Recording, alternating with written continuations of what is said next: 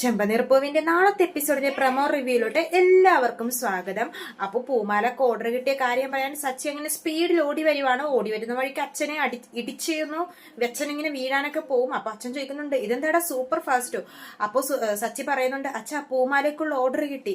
അപ്പോ രേവതി അച്ഛനോട് പറയും, എത്ര മാലക്കുള്ള ഓർഡർ ആണെന്ന് ചോദിക്കച്ചാന്ന് പറയുമ്പോ സച്ചി പറയും, 500 പൂമാലക്കുള്ള ഓർഡർ ആണെന്ന് പറയുമ്പോഴേക്കും രേവതി അങ്ങനെ ഞെട്ടി നിൽക്കുവാണ്. കാരണം അതൊരു വലിയൊരു ഓഫറാണല്ലോ, 500 പൂമാല എന്നൊക്കെ പറയുന്ന രേവതി ആദ്യമായിട്ട് കേൾക്കുവാണ്. രേവതിക്ക് ഭയങ്കര സന്തോഷവും.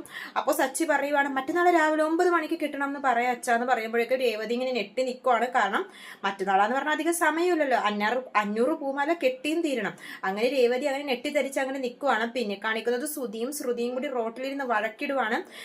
ശ്രുതി പറയുവാണ്, മറ്റുള്ളവർ വീട്ടിലെ ഭക്ഷണം കണ്ടിട്ട് നമ്മുടെ വീട്ടിൽ ഇരുന്ന് കൈ കഴുകിയിട്ട് ഒരു കാര്യമില്ല. ശ്രുതി ഒരു 6 മാസമെങ്കിലും ഏതെങ്കിലും ഒരു കമ്പനിയിൽ ജോലിക്ക് സ്ഥിരമായി നിൽക്കുമെന്ന് പറഞ്ഞ് ശ്രുതിയെ ചീത്ത പറയുവാണ് ശ്രുതി. ഇത് കേട്ടിട്ടാണെങ്കിൽ ശ്രുതിക്ക് ദേഷ്യം വന്ന് ശ്രുതി റോട്ടിൽ നിന്ന് അങ്ങനെ വഴക്കിട്ട് പോകുവാണ്.